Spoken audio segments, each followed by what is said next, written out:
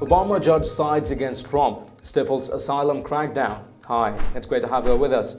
If you are new to TST, tap on the subscription button and click the notification bell so you can receive authentic news that you can rely on daily.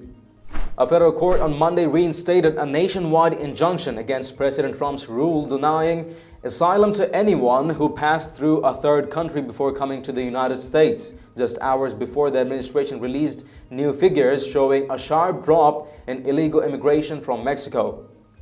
The twin announcements illustrated the uneven state of President Trump's battle to transform U.S. immigration policy since taking office, where tough measures to beef up security on the ground have been matched by repeated rebuffs from liberal judges in the courts. As it has repeatedly, the administration expressed its frustration that national immigration policy is being dictated by a single district court judge out in California, and the Justice Department has asked the Supreme Court to set aside the injunction entirely, a request that's currently pending before the High Court. This ruling is a gift to human smugglers and traffickers and undermines the rule of law, said Stephanie Grisham, White House press secretary. The administration's policy would have forced migrants to apply for asylum in the first country they arrive in after fleeing their home country, instead of passing through Mexico into the U.S. and then requesting asylum. Immigrants' rights groups challenged the move though, and the Ninth U.S. Circuit Court of Appeals halted it from going into effect within the Ninth Circuit's jurisdiction, which includes 9 states.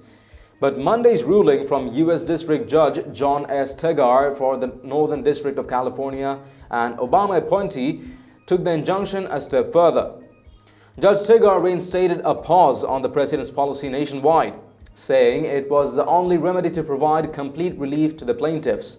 While many of these clients cross the border in the Ninth Circuit, they move between jurisdictions throughout the lifetime of their asylum case, the judge wrote. Despite suffering a setback in the court, the administration's acting Commissioner of Customs and Border Protection, Mark Morgan, touted new numbers showing a marked decline in illegal immigration at the southern border, saying illegal crossings have decreased by roughly 20% from July to August. He credited the White House's incredible efforts and unprecedented steps by the government of Mexico.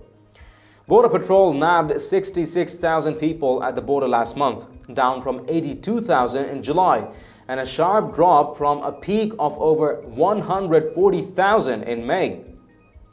Why do we see in 90 days a 56% reduction? The president has made it very clear that he's going to use every tool available to him and his administration to address this crisis at the southern border, he said from the White House briefing room.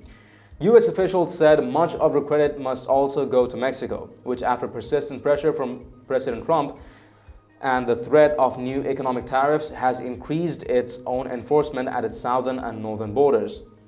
Mr. Morgan said Mexico has stepped up as a great partner, even dispatching a National Guard division for border security. He said numbers could improve, however. We need them to do more, Mr. Morgan said. We need Mexico to do more.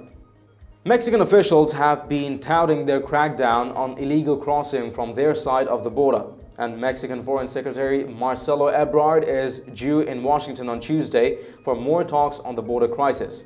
Mr. Ebrard told reporters in Mexico City last week he expected a friendly reception on his trip.